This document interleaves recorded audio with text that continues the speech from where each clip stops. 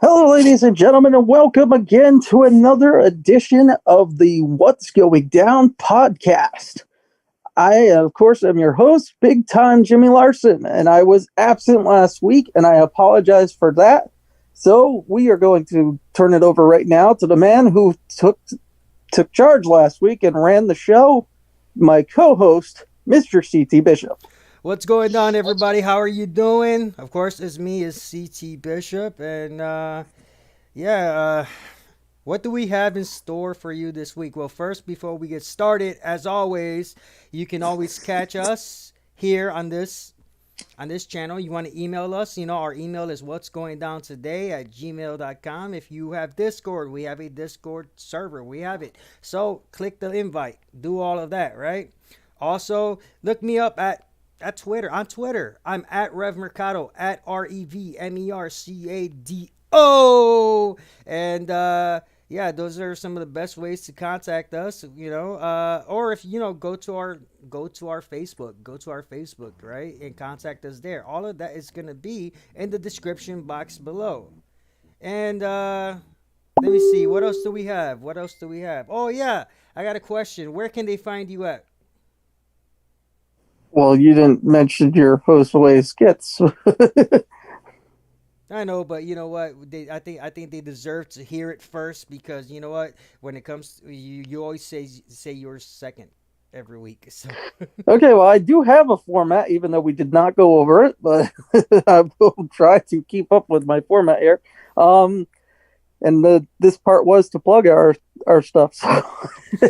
Anyway, no, you can check me out at the Big Time Jimmy Larson YouTube channel, which the link is in the description below. You can check out my shows. I have one show called Time Out at the Arcade. We have one episode up from last month. We will be getting some more up to you as soon as available. And of course, my main show, At the Movies. Every Friday night, a brand new movie review is brought to you. This month is Christmas month. And yesterday, we released the review for Ernest Saves Christmas. And it is a review that you definitely want to check out, as Jake the Snake Roberts was not harmed in any way during the review.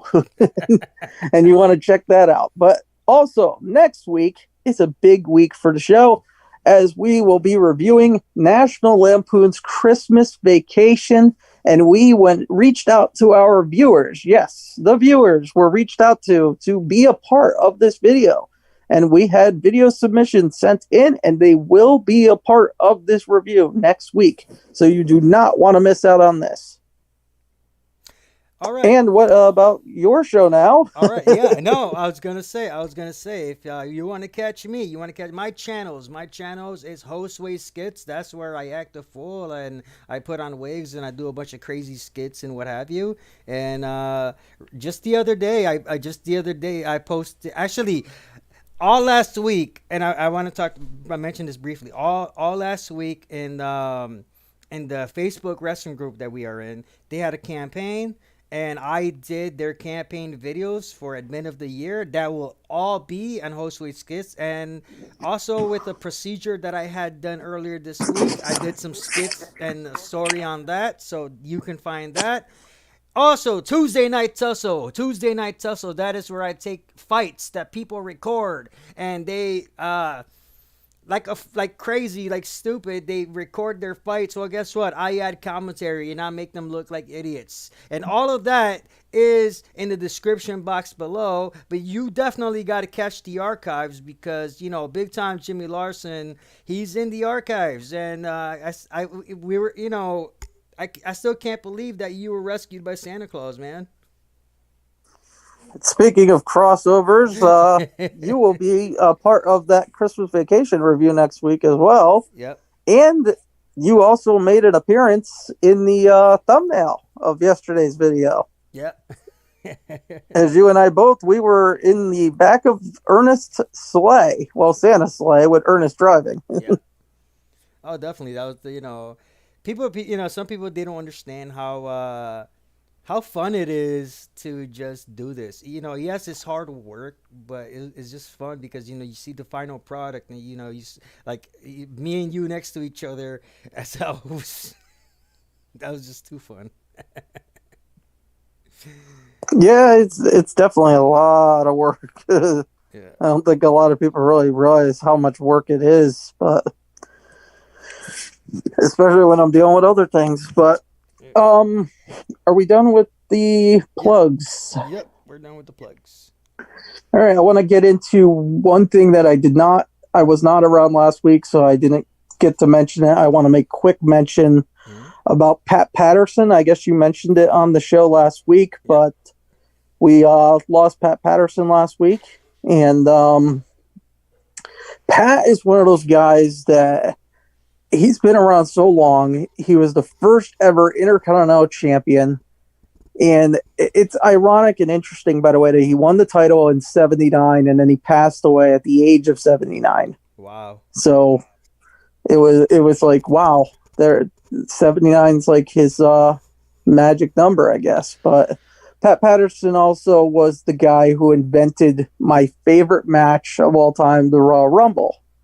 And we've talked about this over the years, you and I, Hmm. and I've talked about it with others, that I always wished Pat would have made an appearance in the Royal Rumble as one of the surprise entrants, just because he created it, and it's like sad that he never was in it. No. Yeah. Apparently, he was offered a spot a couple of Hmm. times and turned it down because he felt that it would be taking away a spot from other people. Hmm. But it's just, to me, it's like, I really wish he had been in a Royal Rumble just once. You You know? know, you know, you remember the year that Drew Carey was a surprise entrant in the Royal Yep. Rumble. I would have Well, preferred, not exactly a surprise. They announced it on Sunday Night Heat. but still, it's the fact that he was in the Royal Rumble.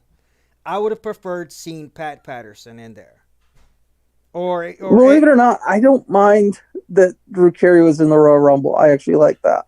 well, I'm just saying. I'm just saying. Compare. I mean, throughout the years, the history of the Royal Rumble, when they would have a celebrity from another, not even a sports celebrity, but like an actor or anybody, kind of, get in there Well, the somehow. year that it would have worked. Hmm. You know what year it would have worked the best, right? Which year? What are you thinking? Storyline wise and everything, and it would have actually made me care a little bit more about this Rumble since it's one of the worst. Hmm. 1999, Yeah. when Vince McMahon won, Yeah. because Vince McMahon, it would have made perfect sense that Gerald Briscoe and Pat Patterson would have had spots in the Rumble to try and help Vince get rid of Austin. Oh, I agree. I agree wholeheartedly. That would That that. would have been, because they all celebrated together at the end when Vince won. It would have been the perfect time. Have Patterson and Briscoe enter the Rumble. Heck, have them not even be actual entrants. I mean, that year they were replacing people left and right. Mabel beat up Mosh and took his spot. Right. It was a complete cluster, you know what, of a match. And overbooked. Kane comes in, eliminates everybody in the ring, and then he eliminates himself because he's being chased by the people from the mental hospital, and Yeah, I the ring remember. was empty, and nobody's even. How bad had that been for the live audience? While that's going on, there's nobody in the ring. Hmm. Austin and Vince both left the ring, and they're fighting in the girls' bathroom, and there's nobody in the ring. Yep. 90% of that match, there's nobody in the ring. Yep. It really is the worst Rumble match ever. Russo booked it and it was bad, but at least, like I said, it would have made sense have Patterson and Briscoe in that Rumble, and there you go. Now Patterson would have his Rumble. here's the question, brother. Here's the question. All right. What entrance music would they come out to? Well, they used to come out to Real American. I know that. I know that. But that's what I'm saying. Do you think they would have come out to Real American, or they would have done something different? I Because think they probably would have came out to Vince's No Chance theme, because that was also the theme of the show. That's actually what a lot of people don't realize, that because now it's Vince's theme. That theme was the theme song of the pay-per-view, Royal Rumble 1999. Because Austin had no chance of winning the Royal Rumble. That was what the no chance was about. Exactly. Exactly. And Vince won the Royal Rumble, and so it was playing because again it was the theme of the show. But then it became okay. Vince likes the song, so now it's his theme song. And of course, as I'm trying to remember who said this correctly. Eric Bischoff. He said this in the 83 weeks show that he did. Uh, when he comes out to that song, he comes out like he has a cucumber up his you know what. I hadn't heard that, but I could totally see He that. said, "No chance." He has that strut, but it just looks like he has something up his you know hmm what. When he said when Eric Bischoff said cucumber, I was cracking up. I was laughing. Yeah. Wow. All the craziness that we come up that we talk about on the show, we had to talk about a cucumber up the butt. I would say that now that we got the pandemic, when Vince comes out, there's no chance. But unfortunately, they have their own chance that they pipe in, and we're going to be talking Oh about that. Lord. We're going to be talking about that in just a bit. But Yeah. first, yeah, so it's sad that Pat's gone. He did live a great life, and he left so much behind in the business that he did. He helped so many guys get their matches to be the perfect matches that they became, Mm-hmm. and he really was an intricate part of the entire WWE, especially the WrestleManias. He took over the duties as the main referee when Muhammad Ali was not health wise able to be that guy at WrestleMania 1. Mm-hmm. Pat also was part of some of the future WrestleManias. He was also a referee at WrestleMania 11 for the Lawrence Taylor Bam Bam Bigelow match, Yep. even. So Pat was always a big deal, which I recommend to everybody to watch the Legends of Wrestling Roundtable WrestleMania episode, as it's really hilarious listening to Michael Hayes and Dusty Rhodes giving Pat a hard time about the fact that, oh, yeah, you kept finding your way it's to get a WrestleMania payday. Hey, Vince, Muhammad Ali can't be the referee. Let me do it. Right. And then he starts talking about WrestleMania 5, how he was the guard for Miss Elizabeth. And Dusty goes, hey, what did they pay for a guard? It's funny. It's just so funny. Yeah, oh yeah. No, And then they mentioned the WrestleMania 11. They're like, oh, he got it in there again. Pat always finding his way in there. It's really hilarious. Pat was a big part of all those Legends Roundtable discussions, and he really was a bag of knowledge. He told this great story about Andre the Giant, and it's actually available not only on the Roundtable, but it's actually available on WWE Storytime as well, animated, Mhm. where he talks about how Andre liked to moon the other wrestlers. And Andre was traveling with Pat in Andre's van, and they thought that a rental car was coming up filled with wrestlers. And Pat told him, oh, we got a bunch of wrestlers coming up, Andre. You know what to do. And he goes, okay, boss. And Andre bends over and pulls his pants down. They open up the van door, and Andre moons the car. And then they were horrified to see that the car was actually an elderly couple. And they were honking the horn and screaming. And Andre was so embarrassed and looked at Pat and said, I'm never trusting you again.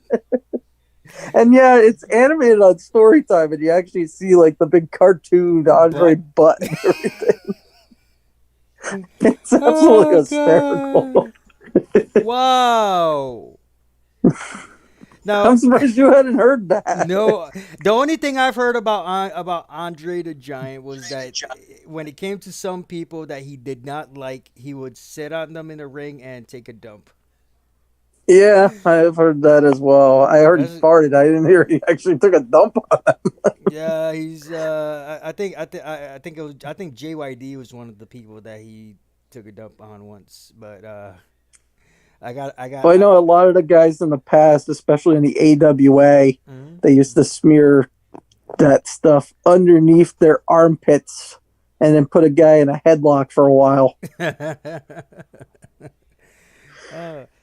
But anyway, enough about. Well, here's the thing. Here's the thing about Pat Patterson. Just to go back on it, right? Because Okay. you just said that he was a man of knowledge, and he would tell stories and so on and so forth. Now last week I did briefly mention that you did get a chance to spend some time with him and had dinner with the guy. During now, I didn't give any details as to Yeah, I what wasn't you gonna told. tell that story, but No. I'm just saying I didn't give any details as to what happened, obviously, because that's. But I do need to know, did he share any stories from the past during that time? he did not, honestly. It was more. It was. I mean, he was talking, but I don't remember much about what was said during that, as I was too busy kind of in awe over what I had learned that night. So, Right. But you know what? It's still a good time. It's still a good time. You got a chance to spend some time with the guy, and well, he was a great guy. He mhm. was very kind. I don't have a bad word. I don't think anybody has a bad word to say about him. I mean, and last week, I briefly mentioned that there are some negative stories about the guy, but Well, but I Jim don't believe Cornette it. covered those, even though saying that those weren't true. They were proven to not be No, true. It exactly. was another worker backstage, and Pat kind of got tied into it because of his lifestyle. No, yeah, no, and that's the thing, is that I didn't even get into it at all, because that, number one, that's such a and I didn't get into any details, but the thing was is that that's such a big disrespect to a man of Pat Patterson's caliber. I mean, he was a man's man in the ring. You know what I mean? And then he was such a gentleman behind the scenes, and just because of his lifestyle, somebody wants to do that to him. That's just really messed up. So it's like, no, that's wrong. That's wrong. And I'm glad that Jim Cornette, and that and I heard that on the YouTube version of the podcast. I heard that earlier this week, and I'm glad that Jim Cornette, uh, said something about it. Because like I said, I didn't know the guy personally, but I've known people that, I think I met him maybe once or twice, right? But I've known people that have known him, and they always told me that he was such a gentleman. He was such a gentleman. He was just an awesome human being. And when those stories came out, I just never, even later on, as the scandals and all that nonsense, I never believed it. I personally never believed it. That's just me, though. Yeah, absolutely. It really, really, is a shame that we lost him. And then, are we done with Pat Patterson? Yeah. And then this week, man, I don't know. Um, well, 2 nights ago, we lost another one. Yeah. And it's getting hard. This one hit me too, like a ton of bricks right before I went to work. And then all night long, I was telling people about it, and they didn't know. And then on our radio channel that plays at my job, they were talking about it about 3 o'clock in the morning. Mm-hmm. And everybody's like, "Oh, that's what he was telling us about. That's what Big Tom was telling us." And we lost Tom Tiny Zeus Lister Jr. Yeah. I mean, I definitely took it And hard. the first movie I ever saw in a movie theater was No Holds Barred. Mm-hmm. And I was terrified of Zeus. So was I I. was 4 years old, and it terrified me. I mean, like, terrified me. Mm-hmm. And then he would show up in the WWE later that year to promote the movie, Mm-hmm. and I was still scared of him. The first time I wasn't scared of him was actually in his time with WWE. It was actually the SummerSlam match Mm-hmm. with Sherry managing Savage and Zeus versus Beefcake and Hogan. Mm-hmm. And Hogan being able to knock Zeus out with a loaded purse. I remember thinking, man, that's so lame. And I was 4, and I thought this. So that was when I first wasn't afraid of him. And then as time went on, I started to kind of appreciate him more as an actor and everything. And I agree. I became a big fan of him. And Oh, I every time agree. he would appear in a movie, I would always cheer, even if it was a bad role. Mm-hmm. But no, he was great as Big Bruno in Armed and Dangerous. Mm-hmm. And of course, the one, sadly, this is what everybody's always going to remember him as now. He became Zeus, which is funny because he was always known as Tiny because he was not tiny at all. So it was an irony Mm-hmm. nickname. And then he became Zeus for the longest time because of No Holds Barred. And yet, over time, people forgot about that. And they were talking about that on that radio show as well. The Mm-hmm. one guy said, "Oh, man, I've been watching him since he did that Hulk Hogan movie." Yep. And anyway, he did a movie with Hulk Hogan. And I'm like, people really don't remember Zeus?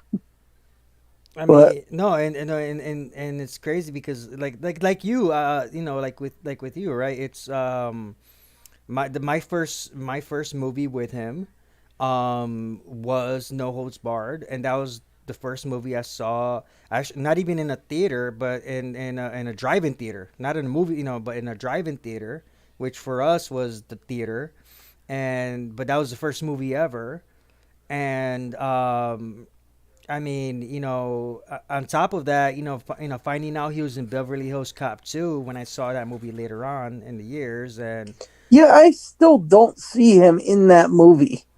And that's my favorite movie. yeah, and then I also, don't know who he played because I've never seen him in it. And now here's the thing. hmm Somebody put a video up on YouTube before trying to show where he is, hmm and I'm still skeptic if that's actually him.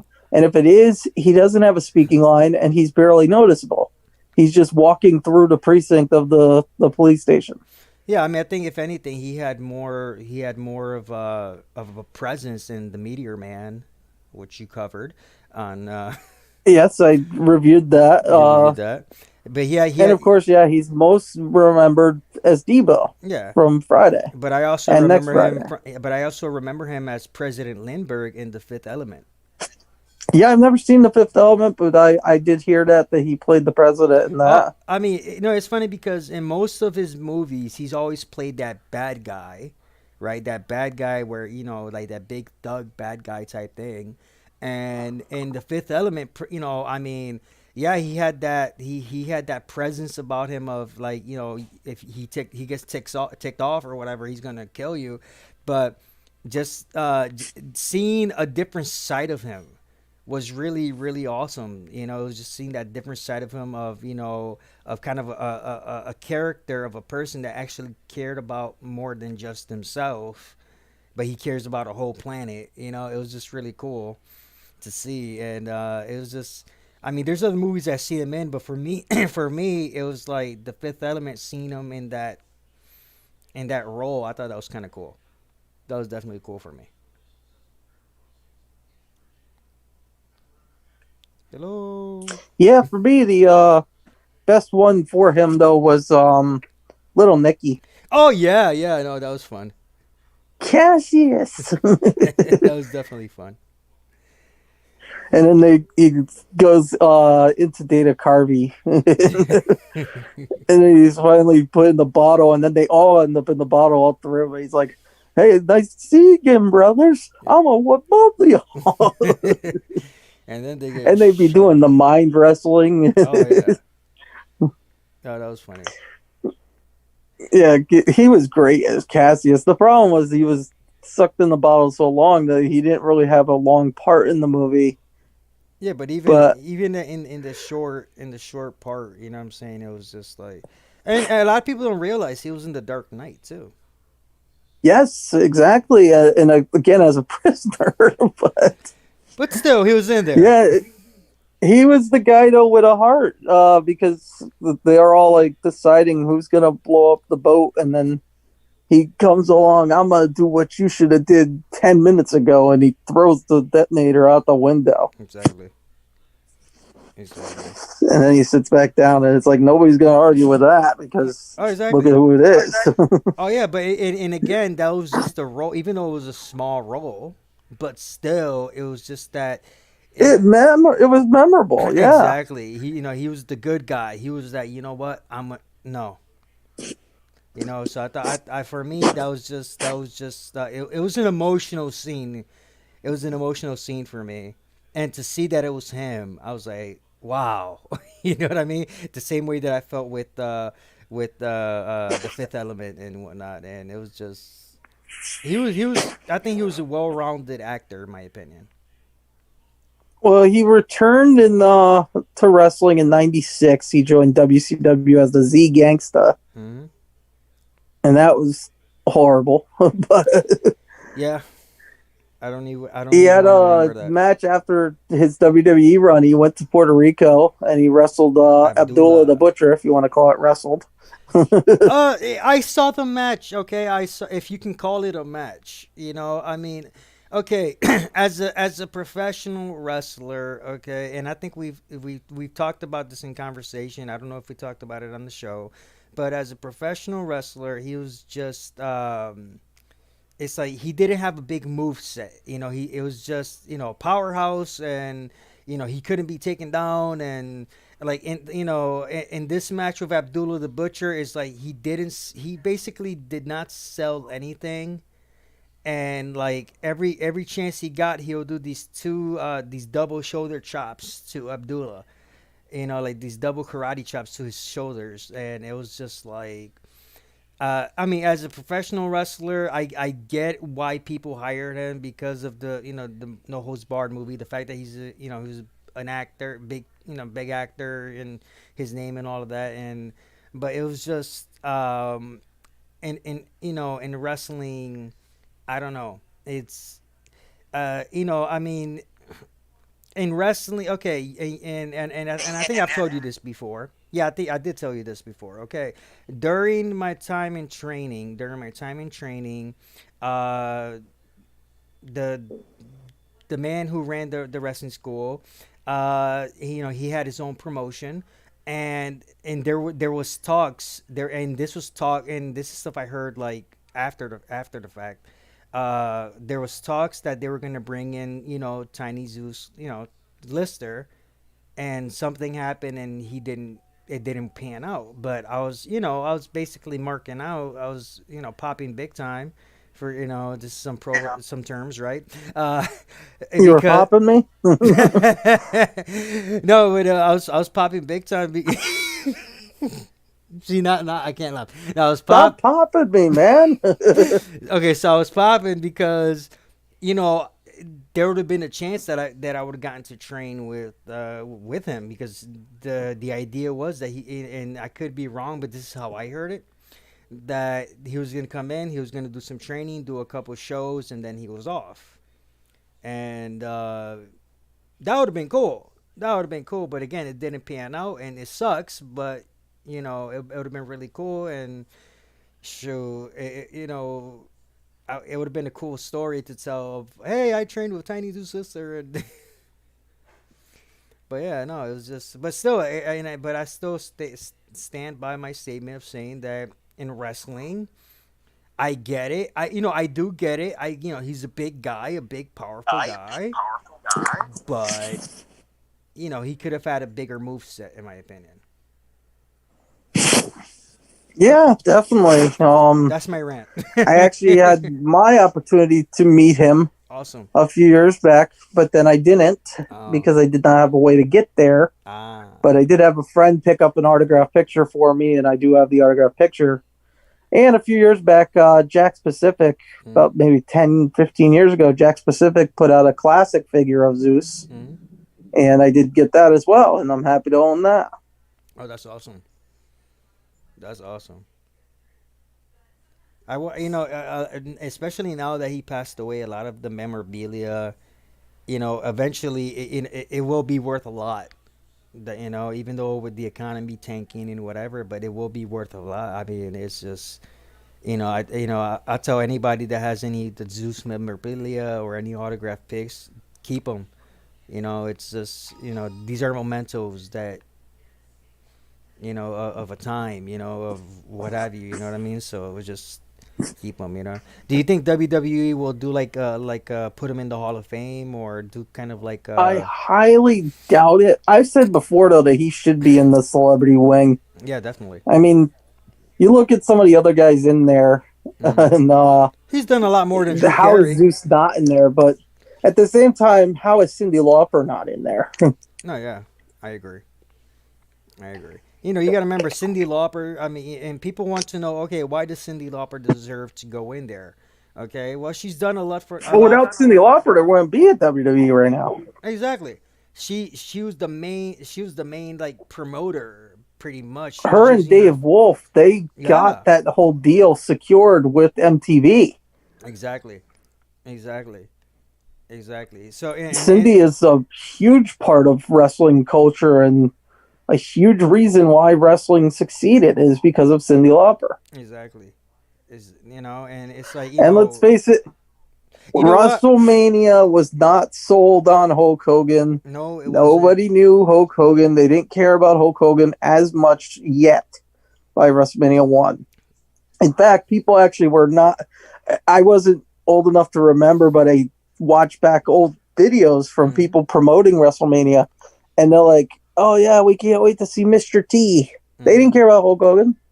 Exactly. What sold WrestleMania was Roddy Piper kicking Cyndi Lauper in the head. Exactly.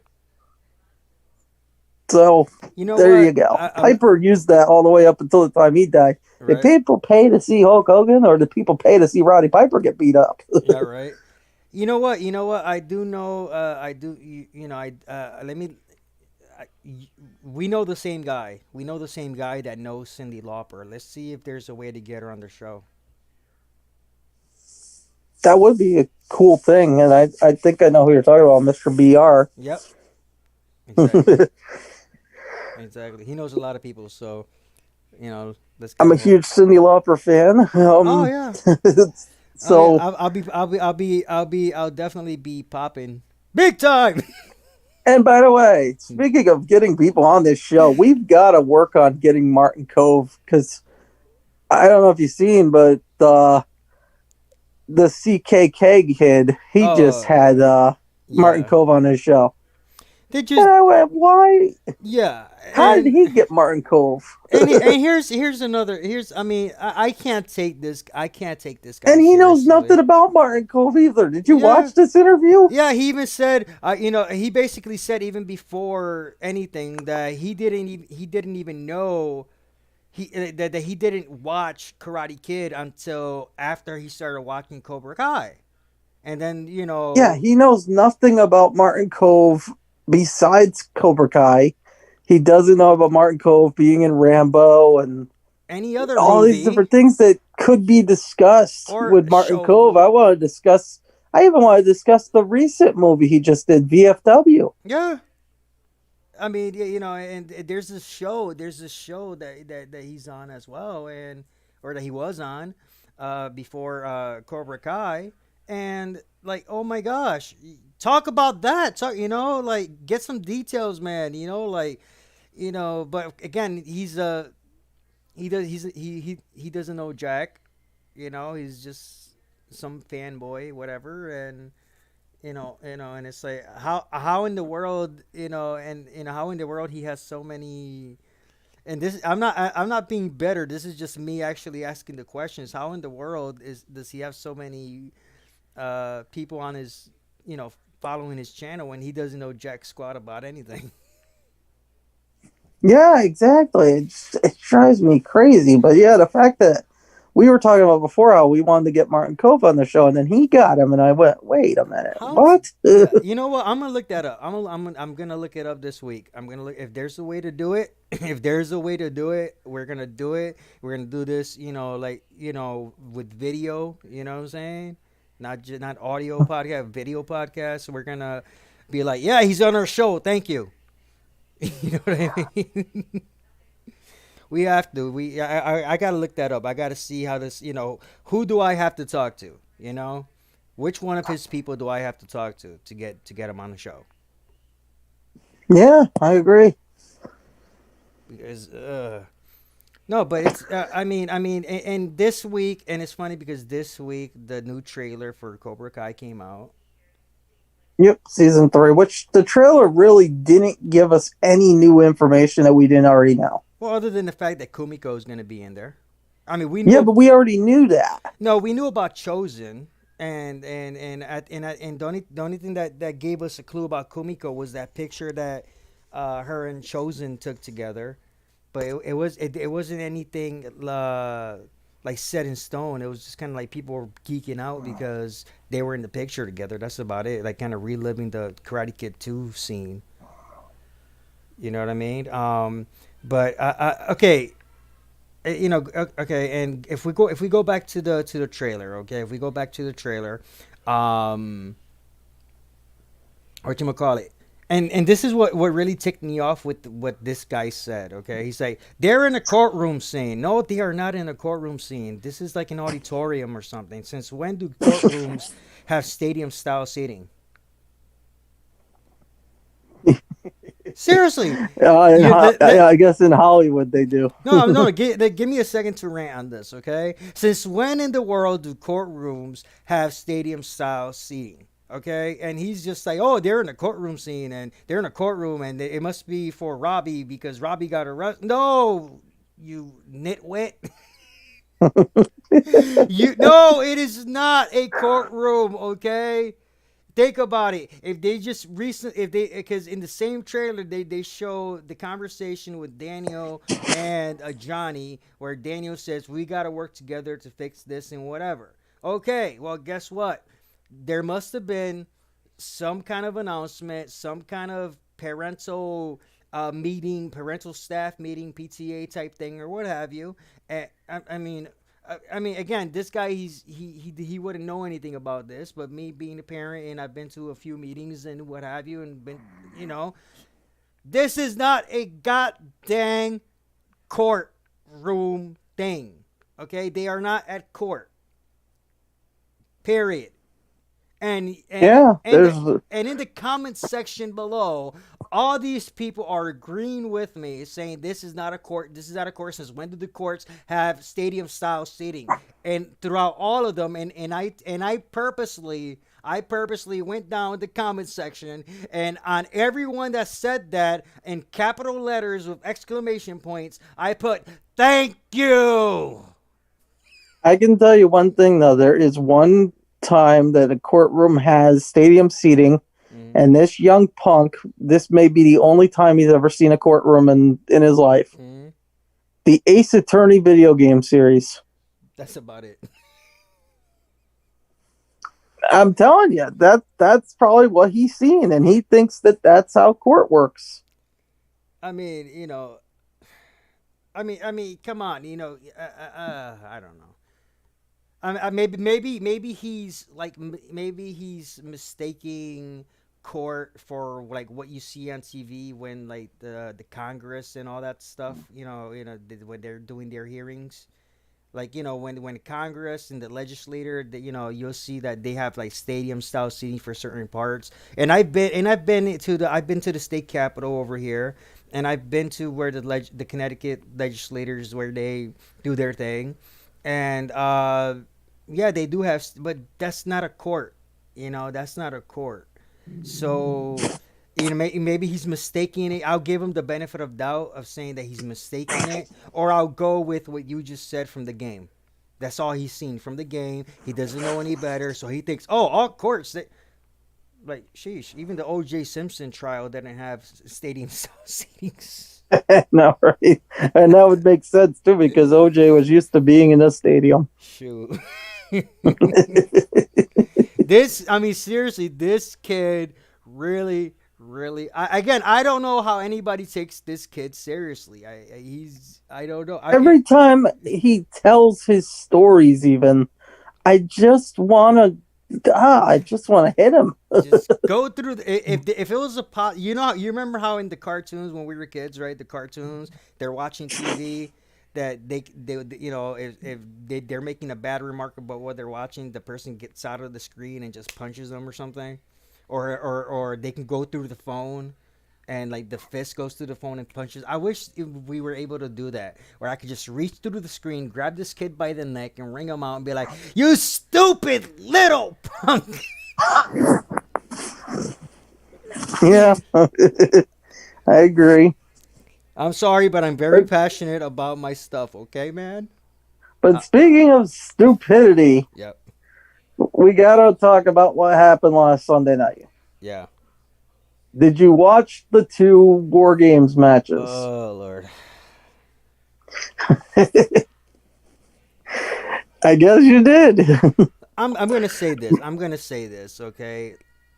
When they and on previous shows when we talked about the war games, right? Where we briefly talked about it, I said I defended the new war games, even though I understand why you felt the way you felt about it, right? You must be hungry, bro. Yep. No, but even though I understand, your point on it, but I defended the war games. And here comes WWE, takes me and makes me look like a jackass.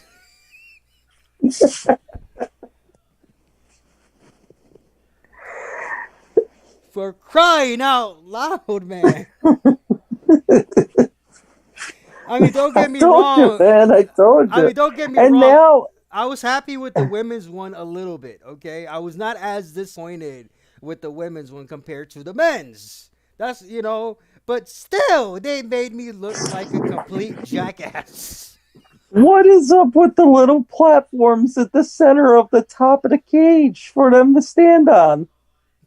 I don't know, safety reasons, I guess. It's no, it's just a call out to me. Hey, jump here. And then Brian Last dubbed it the best ever that I can't dub it any better when he called it the Oscar the Grouch leap. Dude, who was this girl anyway? Was this Shiari? Io Shirai, talking about? Was that who it was who did this? Yeah. Which, by the way, speaking of her, she's the only action figure we have at my store for like the last 2 weeks. Yep. Nobody's buying her. One figure of her sits on the shelf for the past 2 weeks. Not one person buys it. Wow. So, right there, that tells you how popular she is. She puts a trash can on her whole body. Mm-hmm. Now she can't see. Legitimately. And she's going to leap off on top of everybody? Look, you can't gimmick a trash can without making it look fake. One, she could miss Yep. and really hurt herself, maybe even kill herself because Yep. she's so small. Yep. And then you can't time where you're going to land because you can't see. So who the heck is volunteering to be there? Don't know. And then it didn't end there. They give a leg drop off the top to her while she's in the trash can. And she's so skinny, it crushes the can around her, and they can't even get the can off her, and they're trying to rip the can off, and it's stuck. Yep. And she can't breathe, and she's being cut up by this can. And I'm just sitting there thinking, oh my God, get the jaws of life out. Here's the thing, okay? Here's the thing with okay, and it's weird because okay, now okay, war games, okay, double cage. I was wondering how they were gonna pull it off at the performance center. I was wondering how they were gonna pull it off because it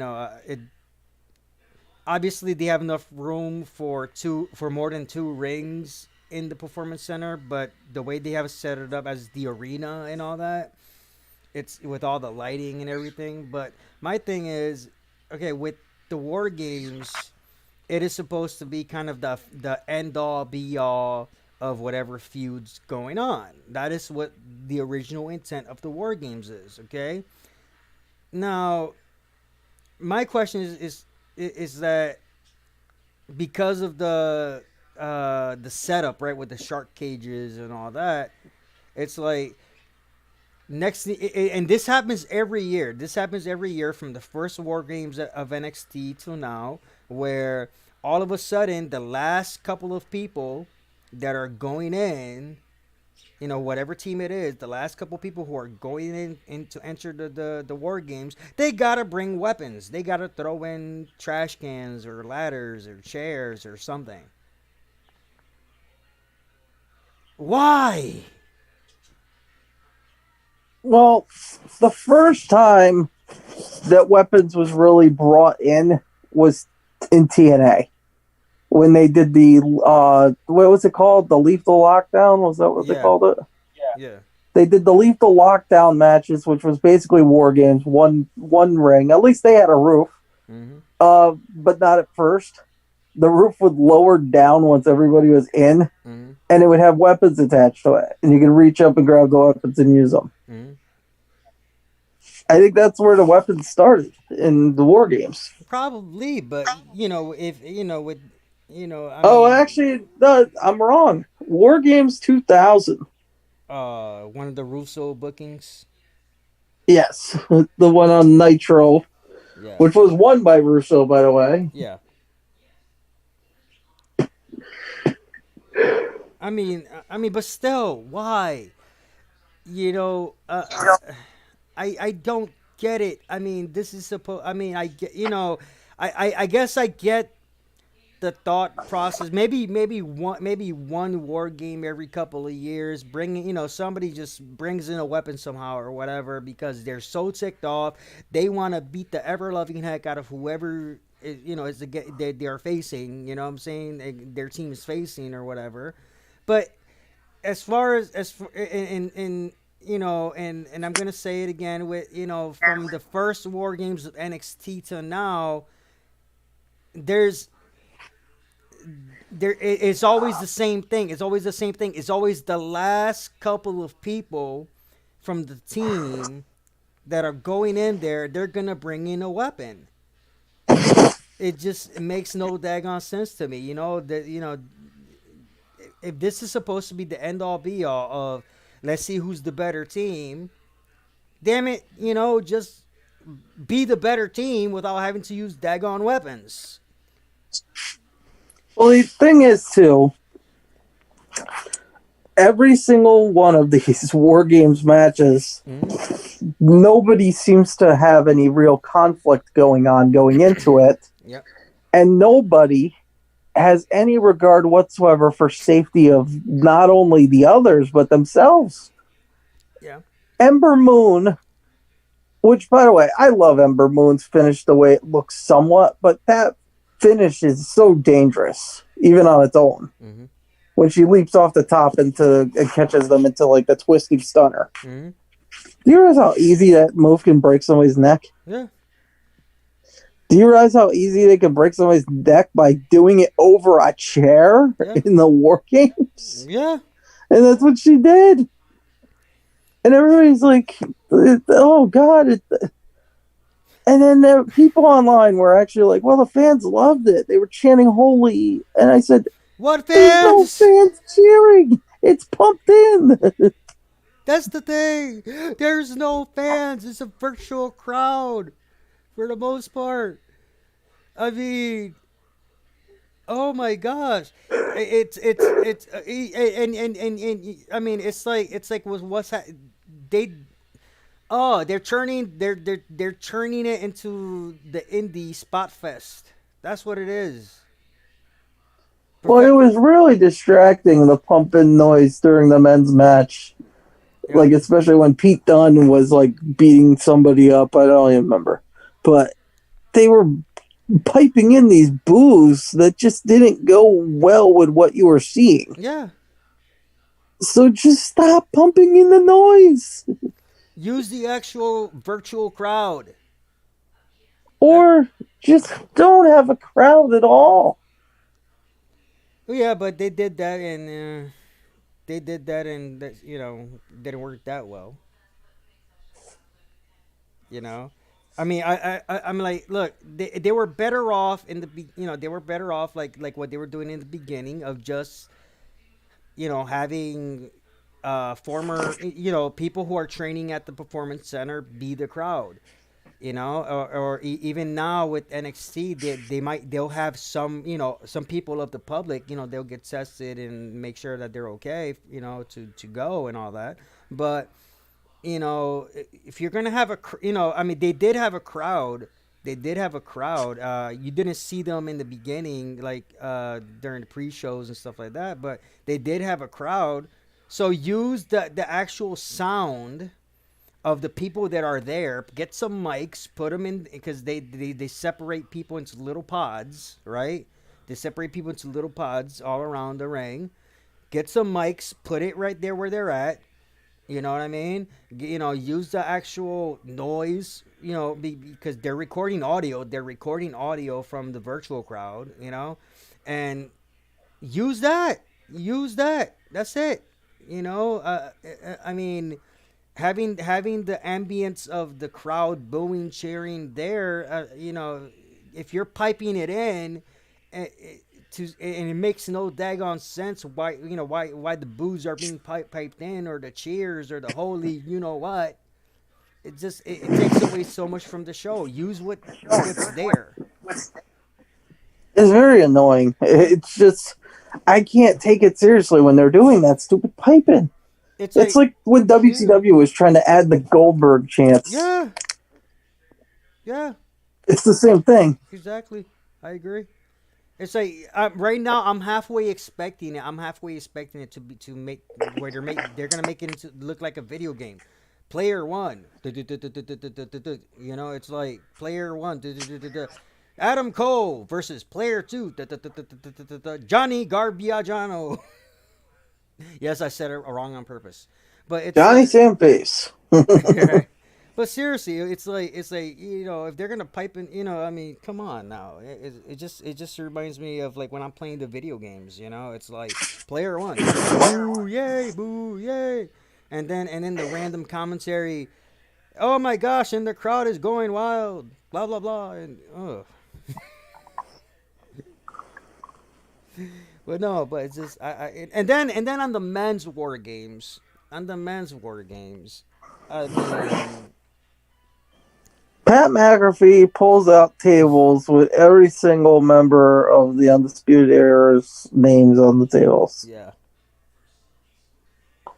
Plan was to put each one of the members through the table with their name on it. yeah, And not one of them went through the table yeah. with their name on it. And oh my God, again, nobody has any regard for safety. Yeah. Pat McAfee's up on the top rope and gets shoved by Adam Cole and goes neck and head first through a table. Hmm. How? What? Is he trying to break his neck or die? I don't know. Are they gonna have somebody die in one of these War Games matches and then say, folks, it's the most dangerous structure. You could die. It's to die for. Right. And okay, I'm gonna and I gotta go back to the spot fest of Pat McAfee on top of the cage doing, and it's like okay, if professional wrestling, it's supposed to look like a legitimate sport, okay, a legitimate sport, and Pat McAfee is climbing the top rope, okay, make it look, instead of having everybody stand up like, wow, look, Pat McAfee going up, what is he gonna do? Oh, he's jumping off. Crap, he's on me. He did a senton off the thing, no less. Yeah. Okay, and I get it. And I get it. You want to have the guys there to catch you. Anytime there's gonna, somebody's gonna do a dive. Anytime when my fat ass did, a middle, and part of my fat butt did a middle rope maneuver, because I maybe did a couple of like top rope maneuvers in my day, but middle rope. Okay, yeah, you want to have somebody catch you and whatever, but you have to make it look like it's it has to flow naturally, where the guys they're fighting each other, all of a sudden they find themselves grouped together in that spot, and holy crap, here comes somebody diving off the cage. No, it's like he's jumping up, everybody stands up, ooh, look, Pat McAfee, and then they get together, and what's he gonna do next? Oh, he's jumping off. Crap, he's on me. That's what it looked like to me. And I am not sorry to say that in professional wrestling, that's all it's become. It's like, it doesn't flow naturally, where people are just fighting each other, and then holy crap, somebody jumped on top of me. No, it's like they make it obvious that it is coordinated somehow. You must be really hungry, man. Here, tell me, man. I know, man. I'm going crazy. My stomach is going You gotta get crazy. yourself a snack. You gotta get yourself like a granola bar or something, man. You gotta get yourself a granola bar, man. Seriously. Well, we're going to be going off here soon anyway, and I'm going to go eat because I am Yeah, starving. I hear. I can tell. No, but seriously though, man. I mean, come on, like oh. But that's just again, that's me ranting. That's me ranting one more time, and I shall digress. Yeah, my day today, I got home from work, Mm-hmm. went to take a nap, then had to get up, have lunch, then take another nap, Mm-hmm. get up, get ready to go on the air, and then I did my shooting Mm-hmm. for an upcoming review, which took many hours, and then we were on here. So I'm tired. I'm hungry.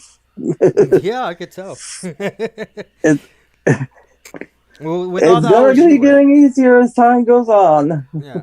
I mean, with all the hours you do at your job, you know what I'm saying? All the hours you It's do at your, going down after Christmas, and that's when yeah. it'll get better, hopefully. But it's understandable. It's understandable. Like I was saying last week. You got your job. You're working all these hours. Yeah, you need a break, man. You need a break.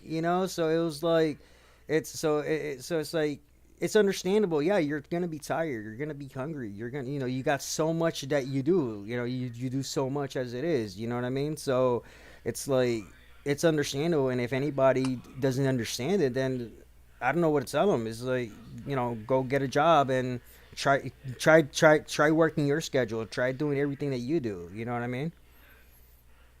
Yeah, I guess. And then tomorrow is gonna be much more of the same.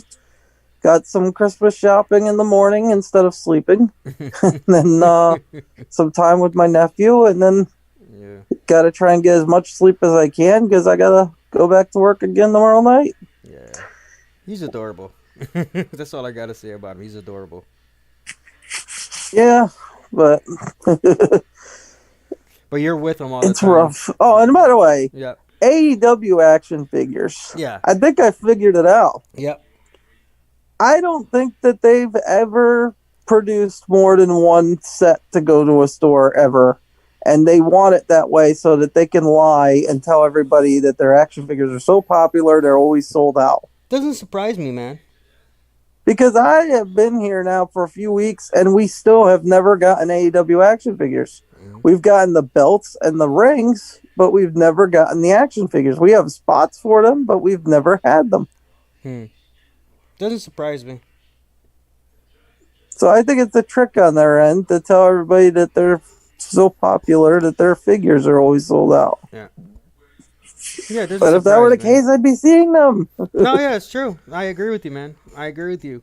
I But the def- same thing right now is going on with WWE figures. Like I said, that Shiari figure is the only one that's been there, and no new ones. Yeah. Well, I mean, you have to see it, and it's always supply and demand type of thing. When it comes to all this, but I mean, WWE, for the most part, has been going down the toilet for a while because of the current situation, and them not really being able to really do what they normally would do to really sell things. Same thing with AEW. So it's not surprising that when it comes down to merchandise that they have to kind of cut back and be like, okay, well, let's only go to this market at this time to sell out, or only go to this market. Like right now, you said there's only that one Io Shirai action figure, and it's not Mm-hmm. selling. Well, they probably will not bring any other figures until that one is sold out. Yeah, and I don't think that's the case either, though. I don't Well, know. I mean, we just have to wait and see. We have to wait and see. You know what I mean? Because, I mean, there's enough rumors. There's enough rumors going around about WWE that they're not bringing back house shows and things like that. So it's like, we got to see how everything pans out. Because And we sold out of all the others. Like, we had a ton of Drew McIntyres, and yeah, they all sold. yeah, We also had the Masters of the Universe WWE crossover figures. We had a Roman Reigns, a Seth Rollins. We even had a Mr. T. hmm, And I was like, wow, Mr. T got a wrestling figure, and it's this stupid version. But then I saw they did put out other versions. I've just never seen them in stores. yeah, But there's even a Mr. T Roddy Piper 2-pack, apparently. yeah. I'd love to own that.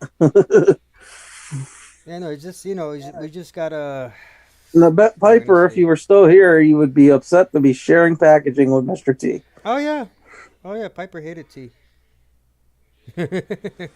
with a passion. He'd be like, why are we in the same box? Yeah. Oh, he hated Mr. T with a passion, and I've heard his side of it, and I don't blame him. I don't blame him at all.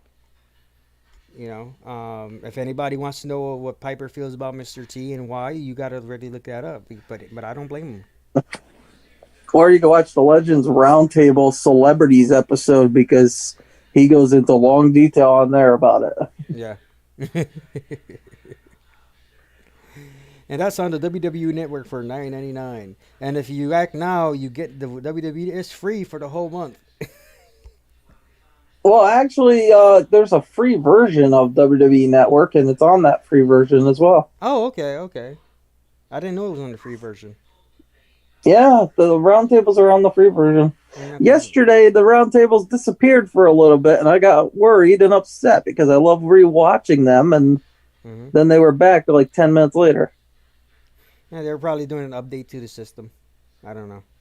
And the last thing we're going to talk about today, it's going to be very brief. Yep. Snoop Dogg.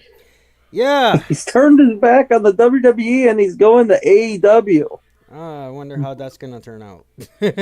Well, there's rumors that WWE is going to punish Sasha Banks as a result of this. I heard the same thing. And personally, if they do that's just being very petty. That's being very Well, they petty. did the same thing to Renee Young for Dean Ambrose, so Yeah, that is true. And I guess Lana with the recent stuff with Lana because of Miro or Rusev. they punished AJ Lee before for CM Punk. Yeah, but still, I mean, that's just wrong. I don't care what their reasoning is. I don't care the fact that Vince McMahon is the most pettiest human being in the world. That's wrong. Don't mess with somebody else's career. Don't mess with somebody else's livelihood just because of something else. You know what I mean? Snoop Dogg is just Sasha Banks' cousin. That's it. Sasha Banks' cousin. Well, He's not honestly, though, Snoop Dogg is the only reason that Sasha's even in WWE. possibly, but still, She didn't even become a wrestling fan until WrestleMania 24 when she came with Snoop and she saw Eddie Guerrero. wrestling and became a fan.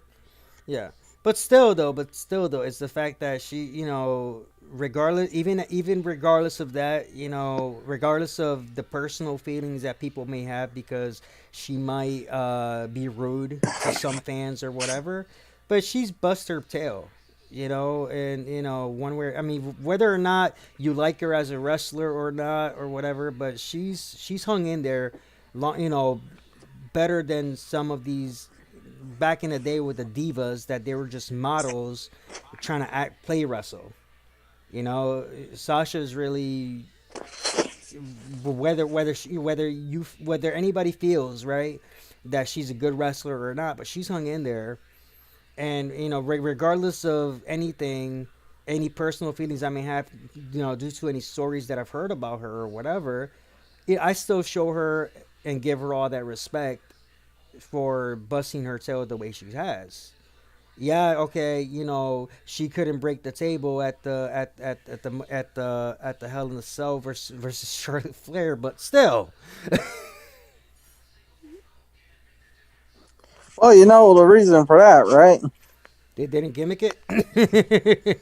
No, because she weighs nothing, and Yeah. Charlotte's got no back end. So No, that is very true. I mean, I can. I mean,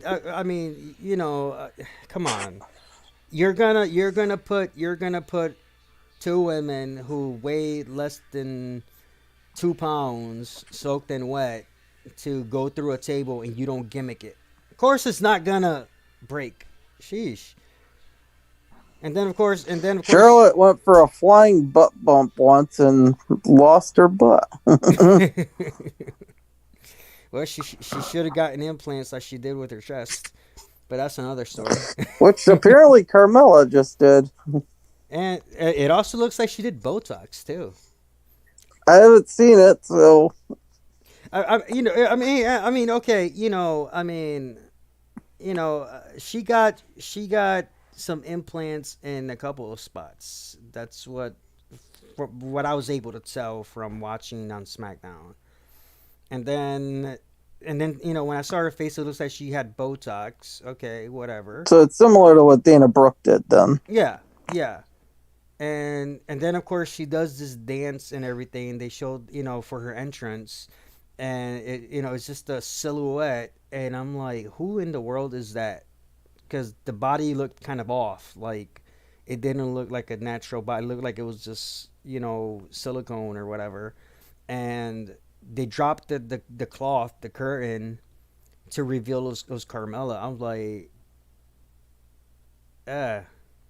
because I didn't see any of the stuff before the match. I didn't see any of the. I didn't see the contract signing or none of that. I was just like, I was listening to it, but I wasn't watching it, so I didn't get to see how she looked within any of that. And then when the match came, and I was like, oh, what the f did she do to herself? Like, to me, she was perfectly beautiful, natural. I liked when she was I hated when she went brunette. It didn't work for her. No, I agree.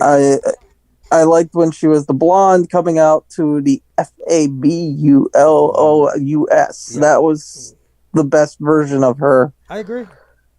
I liked the song. I thought it worked for her really well and fit her character. And Yeah. No, I agree. I agree. And when she comes out doing the moonwalk and all that, and shoot, that was perfect. I when thought, she was with James Ellsworth, yep. And then she switched from wearing the windbreaker pants to the onesie that gave her wedgies 24/7. So yeah, I hated that outfit though. It was so stupid on her. yeah, it was just. It was. I remember they came and they did a live show over here, and it was like that damn thing was nothing but wedgie city. It was just like she was and it was funny. She would fix it every two. They're wrestling. I forgot who she was working with, and she would stop every 2 seconds just to fix her wedgie. Then what? It's like, dang. And then you hear some of the guys in the crowd, stop fixing your wedgie, stop fixing your wedgie. It's just as bad as Wedgie Johnson. but better Wow. looking. Just as bad as Wedgie Johnson, but better looking. That's all I gotta say. Well, I always said that Sasha was the new Wedgie Johnson, though. Yeah, she has the same issue. She does have the same issue, but it was just I don't know what it is. I don't know what it is. Is that they they put the ladies in these outfits, in this gear that Well, just it's the same outfits they used to wear in the 80s, though, for the women. yeah, but not too many of the women used to get wedgies like that.